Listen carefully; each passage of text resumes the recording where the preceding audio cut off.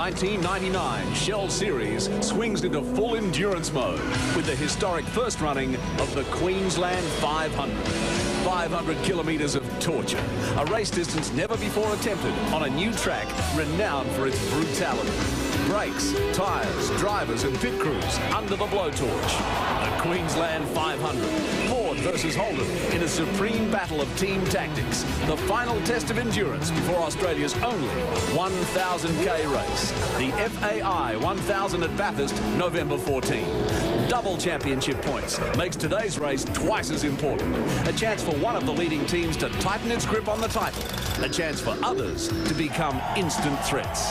This is the test of the best. So welcome to the premiere of the Queensland 500, round 12 of the 99 Shell Championship Series. Live and exclusive to your home of V8 Supercars. Network 10.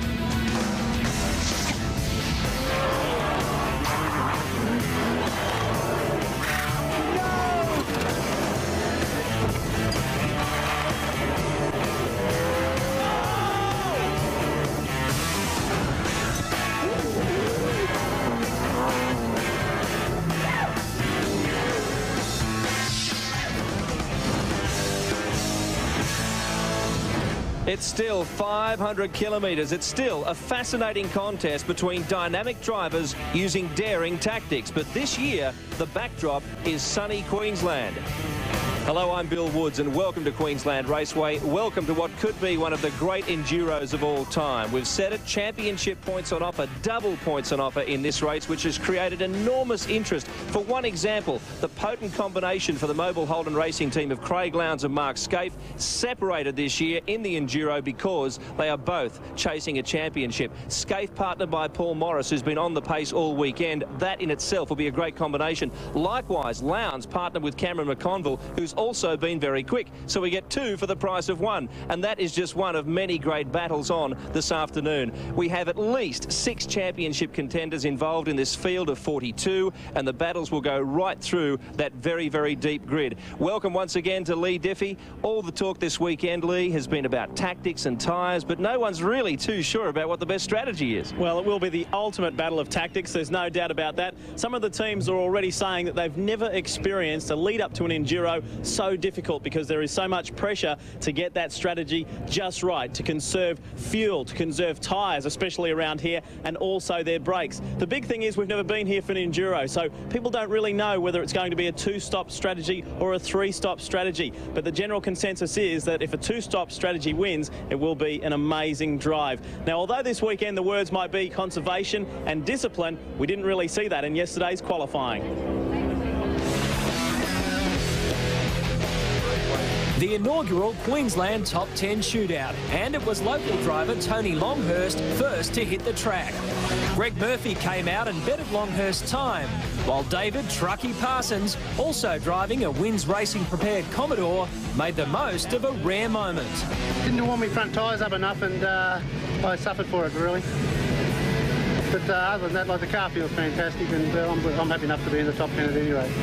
Confusion reigned when Mark Larkham's timing transponder failed. There appears to be a problem with Larkham's transponder because we haven't had a time show on our official timing screen. While typically determined, Russell Ingall refused to disappoint team boss Larry Perkins or the fans. And Ingall goes quickest. 1:11.10. The enforcer has done it. Yeah, I've got a few Queensland fans. It's quite nice, but look, Larry is usually the one-lap king, and I'm still learning it. But no, very happy with, like I said, a bit of a cliche, long way to go tomorrow, but we're looking all right. Garth Tander pushed his new VT to the limit halfway through the session to grab provisional pole.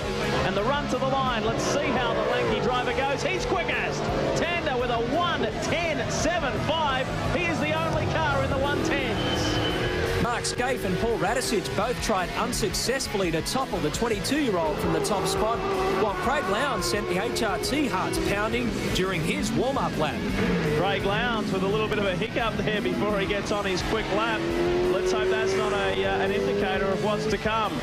Actually, the lap was quite good. I don't think the lead up to the lap was as good as I could have done, but you know, today's obviously now to set the grid and tomorrow's the race, so at least we've got somewhere to look forward to now. Last man out, another local. This time, Ford's Jason Bright, the fastest man on the track all weekend, attempting to be the only driver to crack 3 pole positions this season. Comes to the line. Jason Bright does it. He will start the inaugural Queensland 500 on pole position. Well, Jason Bright, a 1:10.29 and good enough for pole. You must be wrapped. Oh yeah, we're very happy. You know, the team's been working very hard here. The Vertex Ford's running really well, and you know, it's just credit to all the guys. We've got a very good car at the moment. We've just got to, you know, get through this race tomorrow and score some good points. Recapping those top 10 positions for you, Jason Bright bringing up his 3rd Shell Championship Series career pole position. Keep your eye on his teammate in Baird. He is driving very, very well. Tander and Bargwanna, Scape and Morris, Radicic and Ellery. There's plenty of pressure on the team drivers, on the co-drivers rather. Lowndes and McConville, Perkins and Ingle. Ingle, I'd say, will do the majority of the driving there today. Richards and Murphy and Parsons, they were the real surprise, Billy. There are 6 Holdens in that top 10, but in the top 20, it's 10 Fords and 10 Holdens, and they all give themselves a chance of winning this afternoon. We'll have more on this great race. There is so much to think about. It's going to be a beauty. We'll be back after the break.